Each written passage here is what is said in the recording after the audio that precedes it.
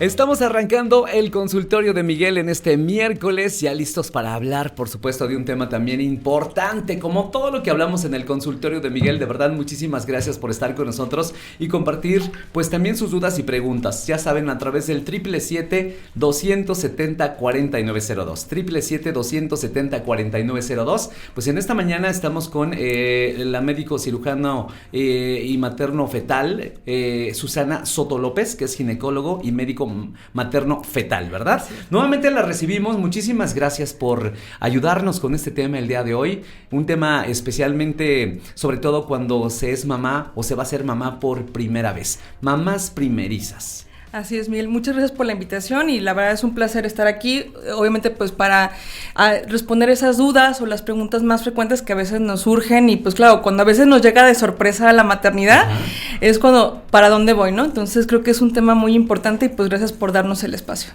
Y quiero invitar a todas las mamás que están por pues dar a luz o que están con la noticia de que van a ser mamás también, o incluso aquellas que ya son mamás que tienen el bebé de meses, inclusive de 1 año, 2 años, se siguen teniendo dudas, sobre todo si es la primera vez que son mamás. Aun cuando exista también el apoyo siempre de mamá o de la suegra o la tía, inclusive las hermanas, pues como que siguen existiendo estas dudas. ¿Cuál podríamos decir que son como las más comunes que usted ha experimentado al momento de dar alguna consulta de algunas de sus pacientes o de las que son más comunes? Claro, pues bueno, la primera vez que cuando se saben, bueno, que hay como sospecha de embarazo, pues la primera duda que surge es en qué momento acudir con el médico, ¿no? Para revisar que todo va bien. Y bueno, en el momento que uno se da cuenta que tenemos una prueba de embarazo positiva, hay que ver más o menos las semanas y lo ideal es acudir en el primer trimestre del embarazo a una primera consulta para ver que obviamente el embarazo, bueno, va progresando y que también no hay alguna complicación de las que se pueden dar en primer trimestre del embarazo. Y a partir de ahí, pues ya se empieza lo que es el control prenatal, ¿no? Ya unas visitas mensuales o dependiendo de cada factor de riesgo de cada paciente, porque claro, hay muchas mamás que a veces pueden tener algunas enfermedades y se tiene que individualizar ahora sí que el seguimiento y hacer un plan de estrategia pues para el momento del parto. O sea, no solamente es de, ya esperarme a dar a luz, no, sino que llevar un control prenatal para evitar complicaciones y llevar un embarazo lo más saludable posible. Entonces, desde el momento que hay la sospecha, se confirma con la prueba de embarazo, es acudir, digamos, lo más pronto posible a una primera valoración y a partir de ahí, pues ya vamos marcando la pauta. ¿Hasta qué momento ya no es como de repente, es que a lo mejor pasaron meses, ¿no? Sí. Y apenas van precisamente a la cita, no sé, a los 6 o 7 meses. Sí, ¿Ha pasado eso? Sí, claro. A veces hay pacientes que también incluso se han dado cuenta del embarazo, claro, que tienen a veces luego más bebés y pues no llevan bien las cuentas y pueden llegar incluso a la semana 20. O sea, toda, digamos que ahora sí, cualquier momento es una gran oportunidad, pero si hay la sospecha, sí es importante acudir en el primer trimestre del embarazo. Y más que ahora ya contamos con algunos estudios de diagnóstico prenatal que la intención ahorita de la medicina es hacer una medicina individual y personalizada. Entonces, a partir de ahí, identificamos factores de riesgo o riesgo de complicaciones como preeclampsia, bebés de bajo peso al nacimiento o parto prematuro, que ahorita es una de las pandemias a nivel mundial que estamos experimentando. Estamos teniendo muchos embarazos pretérmino y claro, eso eleva costos de atención, complicaciones en los recién nacidos. Entonces, la intención es, desde el primer trimestre del embarazo, identificar qué pacientes tienen esos factores de riesgo, aplicar medidas preventivas, ofrecer tratamientos para llevar el embarazo lo más saludable posible.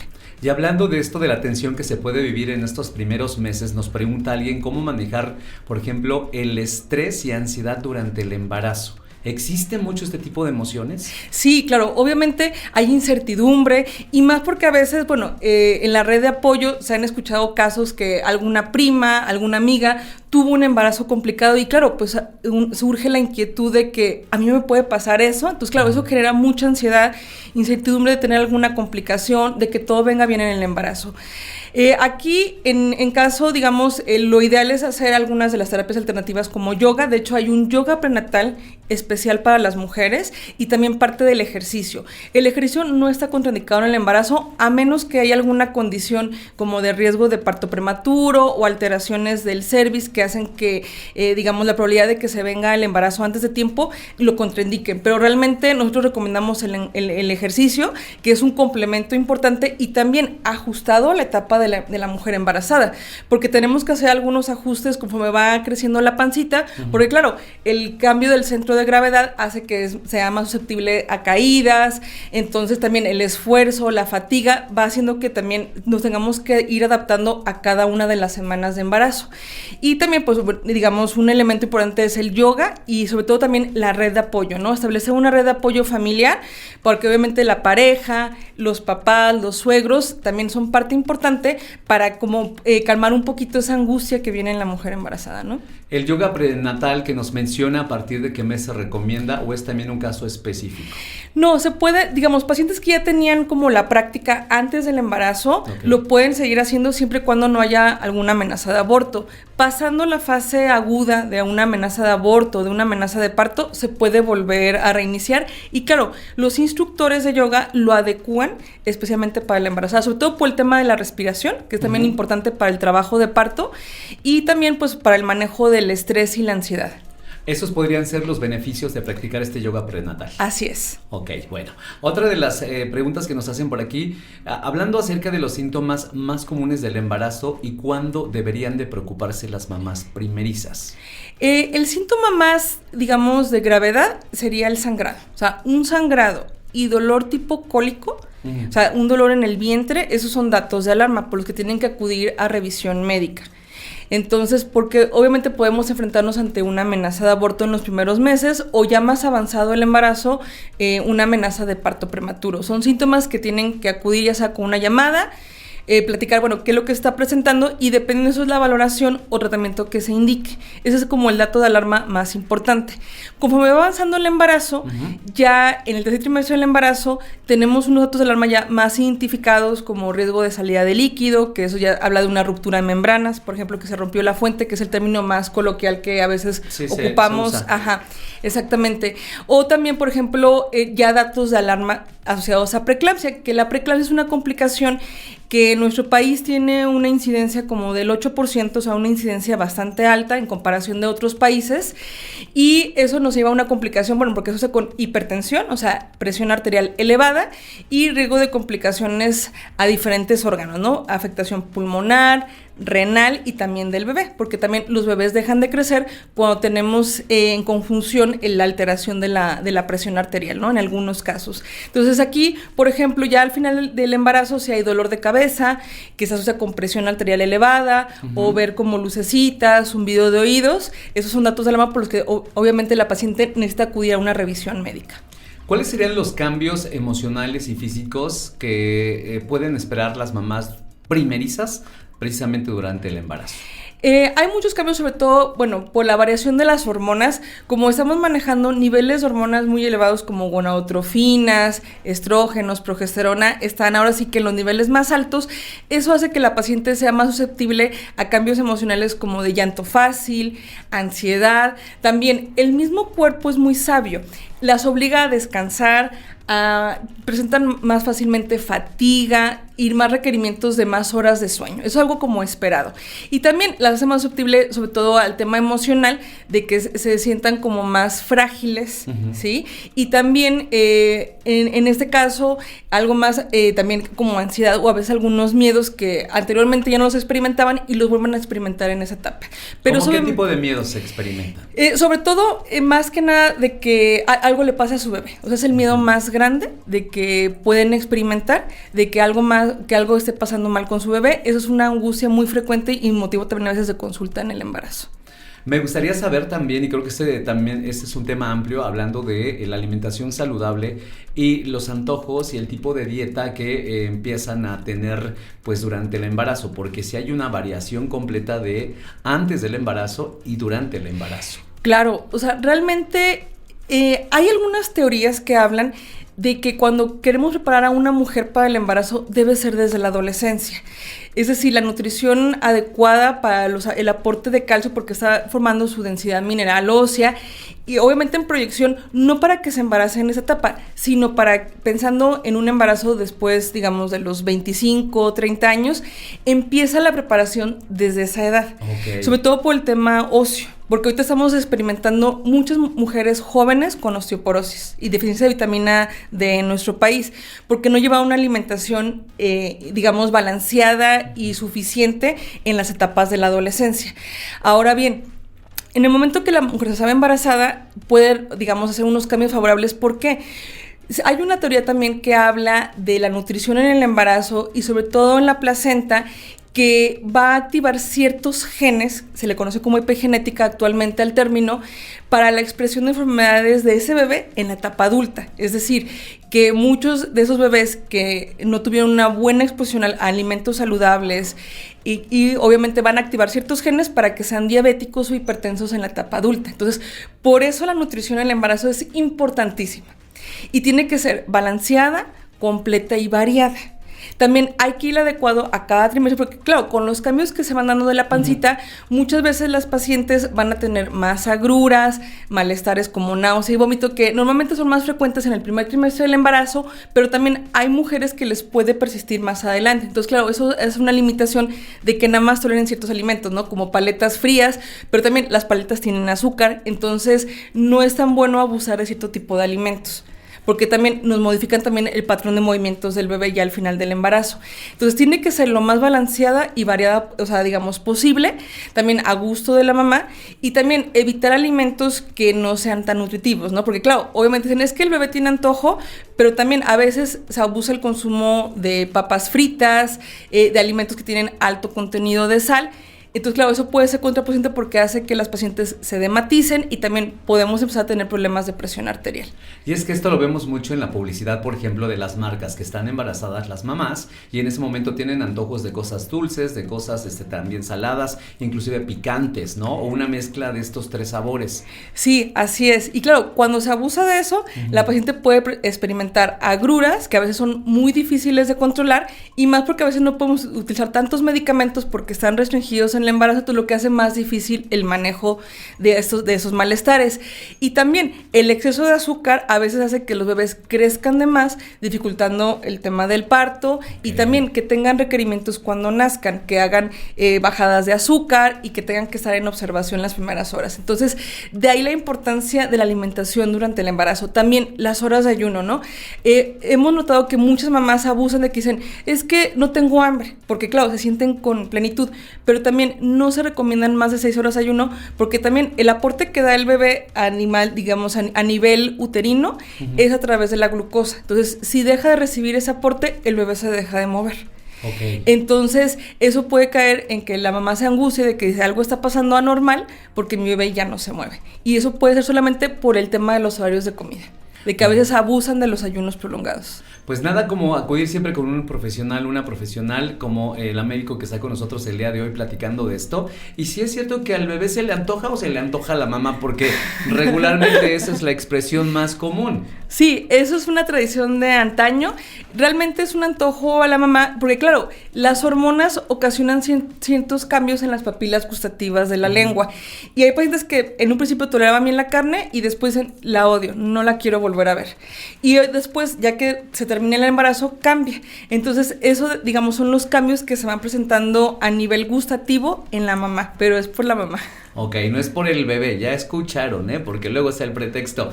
Pero sí se debe de incluir, por ejemplo, si no le gusta la carne, sí se debe de incluir en algún momento, sí, ¿verdad? Sí, en algunas pequeñas porciones, exactamente, por el aporte de hierro, más que nada, y de proteína, porque estamos formando pues un nuevo ser, entonces lleva proteína, o sea, lleva aminoácidos, o sea, lo tenemos que formar, o sea, bien. Entonces sí, lo ideal es que sea lo que comentábamos, ahora sí que el círculo de la alimentación balanceada, ¿no? O sea, complementar con carne, proteína, pescado. Ahorita que también ya se ha visto que los suplementos con omega 3 son importantísimos para lo que es el desarrollo cerebral y visual de los bebés. Entonces, obviamente también incluir pescados, verduras, frutas, que sea variado, ¿no? Cereales en una proporción adecuada, sin abusar, porque luego a veces se combina algunas marcas de cereales que tienen chocolate y aparte le echamos más chocolate a la leche. Entonces, claro, eso es una bomba de glucosa para el bebé.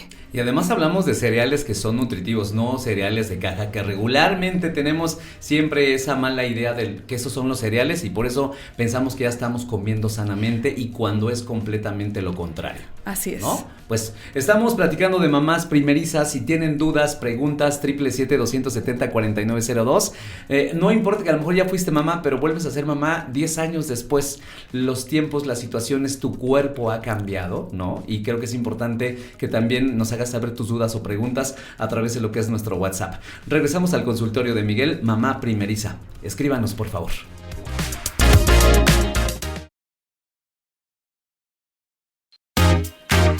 Regresamos al consultorio de Miguel aquí en la 99 en este día miércoles, hablando de mamás primerizas. Estamos con ginecólogo y médico materno fetal Susana Soto López. Gracias por venir a hablar de este tema, que han surgido muchas cuestiones entre el corte comercial, precisamente porque ahí tenemos una mamá primeriza como parte de la producción, y también gente que está escuchándonos y enviándonos sus dudas a través de lo que es nuestro WhatsApp. Así que, doctora, si le parece bien, vamos con algunas de estas preguntas. Así ¿sí? es. Soy mamá primeriza, pero tengo una duda. ¿Es bueno tomar leche durante el embarazo? Y una duda más. ¿Por qué en ocasiones el agua te da malestar de náuseas o dolor de cabeza?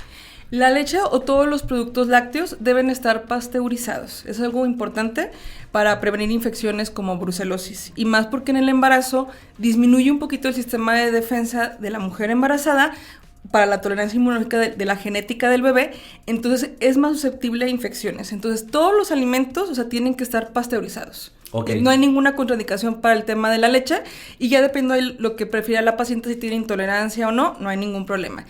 El tema del agua, efectivamente, pasa muy frecuentemente que muchos pacientes dicen, no tolero pasar el agua, y es por lo que comentábamos hace rato. Hay cambios en las papilas gustativas debido al tema hormonal, y eso hace que a veces les provoque un poquito más de malestar, náusea o incluso dificultad para pasarla. Y muchas prefieren combinarla con sabores, tomar agua fresca. Nada más nosotros sí recomendamos que sea utilizar muy poca azúcar.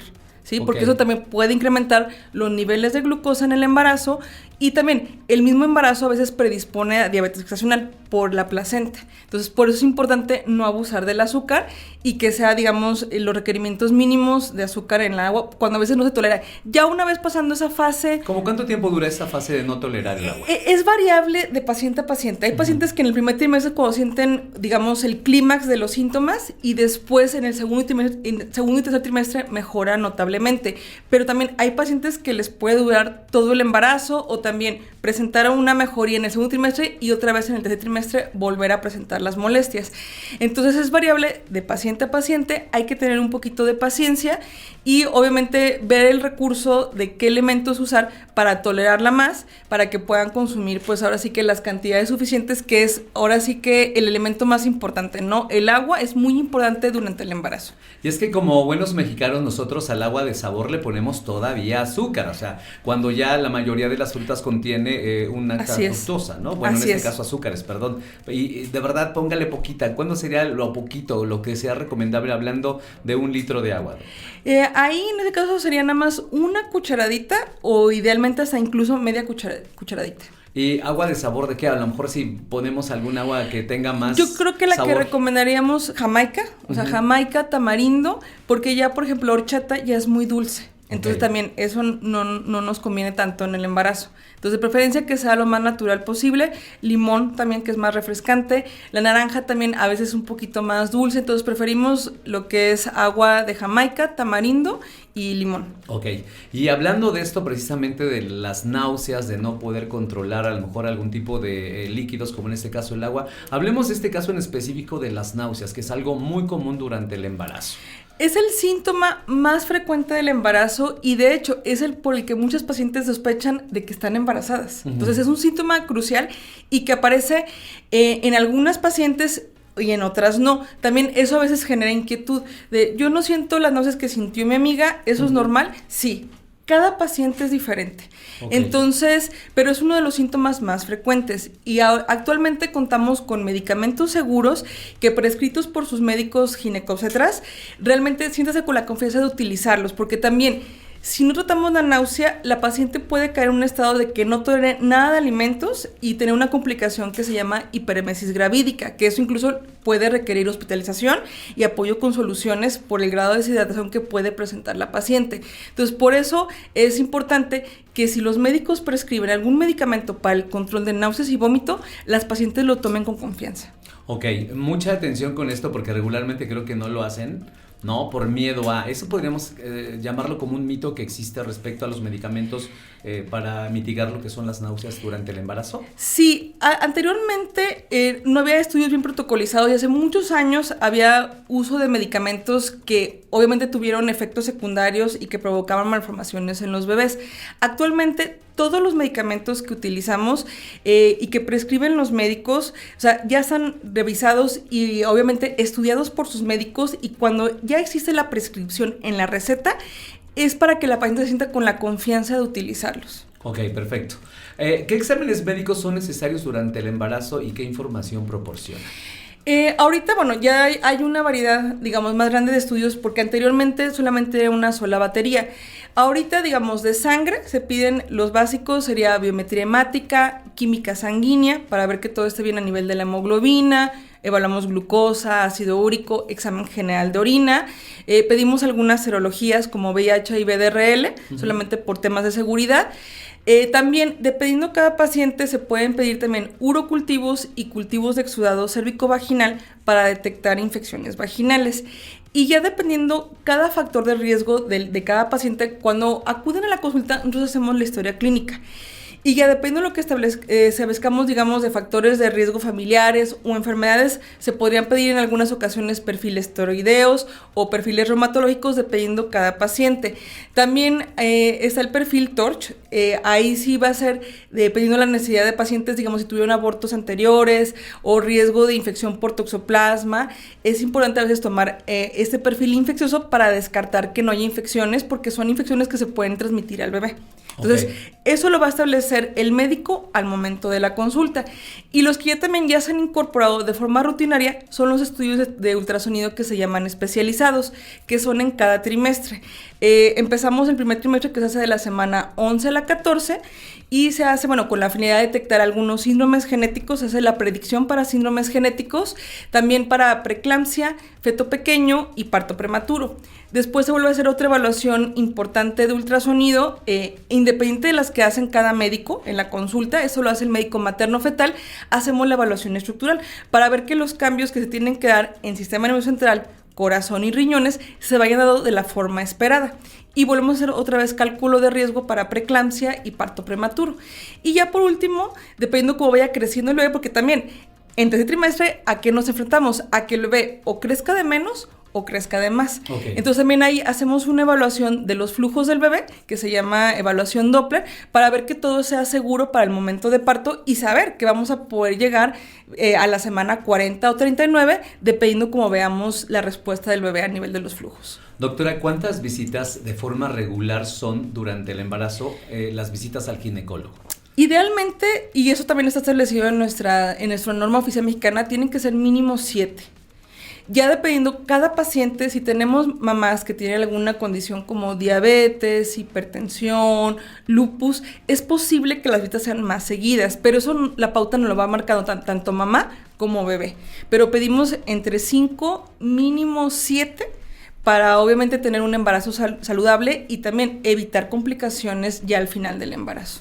Y en su experiencia y estadísticas, ¿realmente las mamás embarazadas acuden a estas 5 o 7? Sí, normalmente las pacientes, actualmente como ya hay más información, y de hecho van muy preocupadas en la primera consulta para tratar de prevenir todo lo que se pueda, sí, estas nuevas generaciones sí están, digamos, más aplicadas con el tema de las consultas, porque anteriormente, y también eso viene por como era antes los controles prenatales, se esperaban ya casi como hasta el final.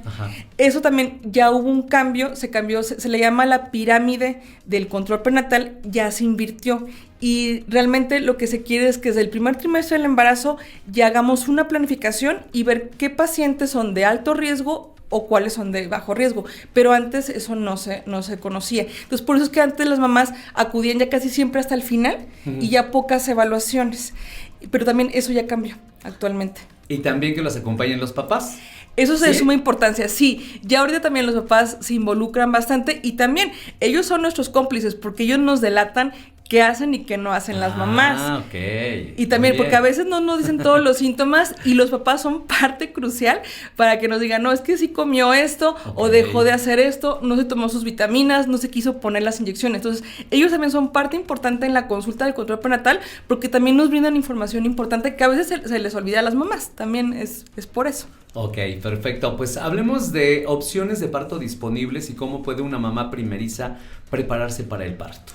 Sí, pues bueno, aquí es algo importante que para desear, digamos, un parto fisiológico, que es el término que conocemos, y que sea parto vaginal, la paciente debe prepararse casi desde el principio del embarazo con una buena alimentación balanceada, ¿sí? Y también con ejercicio y actividad física, porque también eso le va a permitir, en el momento del parto, cuando viene el dolor, un manejo adecuado de las respiraciones y también de los cambios que se van a dar durante el trabajo de parto.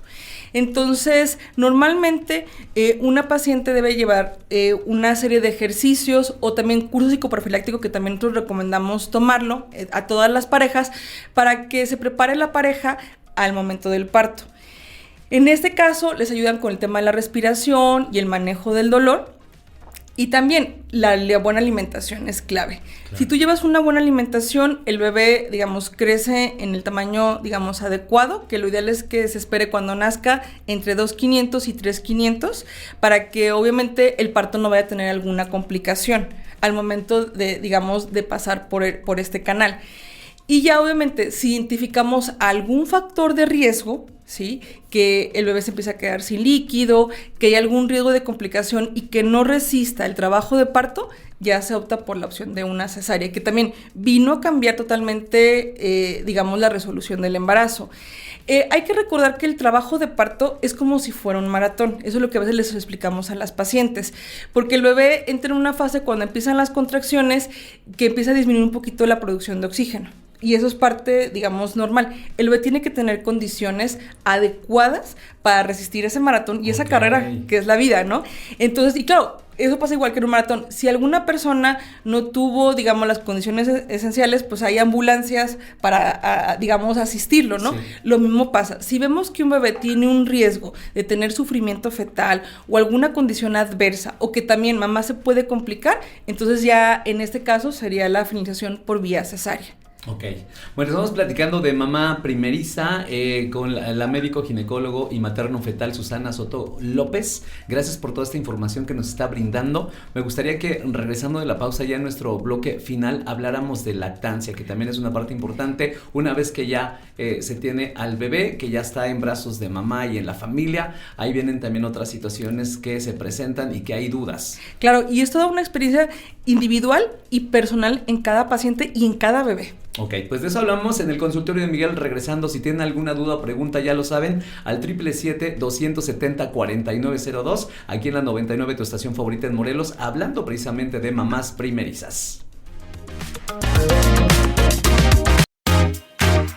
Seguimos en el consultorio de Miguel, mamás primerizas, estamos ya en la parte final, no hemos dicho las credenciales, la formación, la experiencia de nuestra invitada del día de hoy, médico cirujano y partero por la Universidad de Guadalajara, ginecología y obstetricia por el Centro Médico Nacional de Occidente del IMSS, medicina materno-fetal por el Instituto Nacional de Perinatología, también formación avanzada en medicina materno-fetal por el Hospital Valle de Hebrón en Barcelona, España, diplomado en prevención de mortalidad materna, un reto a vencer, abordaje y resolución por la Universidad Anáhuac, también Feme Vite Center, directora de la Unidad de Medicina Materno-Fetal, y un sinfín de formación y experiencia que tiene nuestra especialista el día de hoy. Gracias, porque tiene mucha experiencia, conocimiento que queremos compartir también con nuestra audiencia. Y como parte de Mamás Primerizas, vamos al tema de lactancia, que es un tema que también preocupa. Claro. Y también de repente complica la vida de las mamás primerizas. Sí, ¿no? las primeras semanas. Sí. Hay que entender que cada mujer es diferente. Eso es algo muy importante y tenemos que ir a nuestro ritmo y también de bebé. Incluso mamás ya nos han contado su historia, que a pesar de que ya tuvieron bebés previos y que obviamente dominaron y llevaron bien la lactancia, a veces con el segundo o el tercer bebé le pueden batallar. Porque claro, cada bebé es un aprendizaje nuevo. Okay. Entonces, tenemos que ir, paso a paso. Ahorita ya tenemos asesoras de lactancia, incluso también el pediatra, las pediatras, los ginecólogos y las ginecólogas. Estamos ahí para brindar todo el apoyo sobre las técnicas, el acomodo del bebé y sobre todo lo que más requiere es paciencia. Y también tenemos, o sea, la primera semana es un conocimiento nuevo entre el bebé y ahora sí que y la mamá. Entonces tienen que conocer. En esa primera semana? ¿Cómo podemos tratar de sobrellevar esa primera semana? Primero, dedicarle a este espacio y por eso también igual, mamás que laboran tienen que tener su periodo de incapacidad porque claro, es una semana de conocimiento y de irse adaptándose a esa nueva vida. Y también las mamás que, igual, aunque no laboren y todo eso, también requieren la red de apoyo porque también en lo que vamos encontrando la hora del bebé, porque claro, a veces los primeros días el bebé tiene que comer cada 3 horas, la desmañanada, venir de un trabajo de parto o de alguna cesárea, pues claro, son cambios que se van dando durante esta primera semana que requieren el apoyo también de una red familiar importante. Y es por eso que a veces las mamás, las suegras, nos apoyan en estas primeras semanas porque es un periodo de adaptación y que tenemos que ir ritmo dependiendo bebé y mamá cómo se vayan dando esas adaptaciones. Entonces, primero que nada es tener paciencia y ya ahorita, digamos, desde antes del embarazo, incluso en los cursos psicoprofilácticos o en las consultas, se pueden evaluar las diferentes técnicas y es ir, enseñando también al bebé, aunque es un instinto, el de succión que tiene el bebé, tenemos que irle mostrando cómo dirigirse, o sea, para la toma correcta y así, para que obviamente evitemos complicaciones como las grietas o mastitis en las mujeres, ¿no? Y también, obviamente se tiene que individualizar cada caso, dependiendo también si el bebé tuvo alguna condición de restricción o que fue feto pequeño, a veces tiene que suplementar unos días en los que se va dando la producción adecuada, porque también no podemos dejar desnutrido a este bebé, ¿no? Pero claro, todo lo que comentábamos tiene que irse individualizando y sobre todo lo que más hago la invitación es paciencia. Paciencia. Mire, mañana tendremos depresión posparto, pero es algo que también se presenta, ¿verdad? Sí, es importante que cuando mamá sienta, también se le conoce como baby blues, y es un periodo de adaptación porque viene una baja hormonal importante y claro, algunos neurotransmisores, que son algunas hormonas del cerebro, se van modificando y es cuando la paciente, o sea, puede caer en una depresión que a veces en algunos casos se puede requerir también medicamento. Es importante, si la mamá siente que tiene síntomas de depresión, acudir con el médico y en caso necesario, si vemos que lo que es el apoyo de la red o platicar y ver qué es lo que está sucediendo. En ese caso también, si necesita medicamento, se puede dar de forma segura sin contraindicación de la lactancia. Porque a veces en lo que se vuelven a regular esos neurotransmisores puede costar unos meses. Entonces es importante no tenerle miedo a los medicamentos y también a pedir ayuda. Porque muchas mamás se lo guardan porque piensan que es un momento que deben sentirse como plenas o todas felices. No. Es importante hacer notar que va a haber cambios. Y eso también pensamos también los que estamos alrededor, ¿eh? Así es. Está feliz ya con su bebé, está plena, está muy contenta, es mamá. Sí, no, a veces se pueden dar cambios importantes y el organismo también lo resiente y también es importante decir, no me estoy sintiendo bien. Entonces, y estamos ahí para el apoyo, tanto los pediatras como los ginecólogos, para brindarles todo lo que requieran para esa etapa. Una última pregunta, doctora, respecto a qué consejos para ayudar a una mamá primeriza a establecer precisamente este vínculo emocional fuerte con su bebé. Pues, parte importante es desde saberse que está, uno embarazado, yo creo que es importante también primero tener la red de apoyo, o sea, y obviamente, si hay miedos, que ya lo comentamos, sentirnos con la confianza de expresarlos tanto a los médicos, ginecólogos, como a la familia, para darle el apoyo y que ella se sienta segura en esa etapa, porque vienen cambios que a veces son importantes y que a veces cuesta trabajo adaptarse a ellos. También es importante hablarle a su bebé. Yo, sí recomiendo lo que es la estimulación prenatal, incluso desde poner música, hablarles, o sea, hay papás que también igual no saben el nombre, eso no importa, como le digan que chicharito, limoncito, o sea, hay gente que utiliza términos como para hablarle con cariño, úsenlos, sobre todo para establecer esa comunicación desde el vientre materno, porque todo lo está recibiendo el bebé. Eso es algo importante. También, no hay que sentirnos mal por sentir a veces emociones que de repente nos sintamos tristes, no, porque eso es parte también de esos cambios que se dan hormonales y de la vida misma. Pero es importante platicarles, leerles cuentos, hacerles algunos ejercicios de estimulación prenatal, porque todo eso ayuda y también va creando un vínculo importante entre mamá y también papá, porque también papá puede contribuir a leerle. Incluso a veces hemos comentado que cuando nacen los bebés se calman, por ejemplo, con el oído, digamos, al sentir, digamos, la voz de papá y mamá, se calman porque ya la identifican desde el vientre materno. Okay. Perfecto, excelente recomendación también. Pues muchísimas gracias por estar con nosotros. Susana Soto López, médico materno fetal ginecólogo, por venirnos a ayudar con esta información de mamás primerizas. Y gracias por visitar nuevamente el consultorio de Miguel. No, pues yo encantada, un gusto y sobre todo, bueno, pues brindarles, digamos, esta información para resolver todas las dudas y pues saber que tienen pues siempre una mano amiga con sus médicos. Y nos están pidiendo precisamente sus datos para poder contactarla. ¿Dónde la pueden encontrar? Pues en redes sociales, Consultorio Doctora Susana, en Facebook y también en nuestra página www.medicoperinatal.com. Ok, perfecto. Muchas gracias, doctora. Hasta luego. Gracias por la invitación. Nos escuchamos en el próximo consultorio de Miguel, que es mañana, y vamos a hablar de depresión posparto, precisamente para continuar con esto que tratamos el día de hoy como mamás primerizas. Así que no se lo pierdan el día de mañana aquí en la 99, y gracias por vernos también a través de YouTube en Diario de Morelos 1. Nosotros regresamos a Chavorrucos y Millennials aquí en la 99.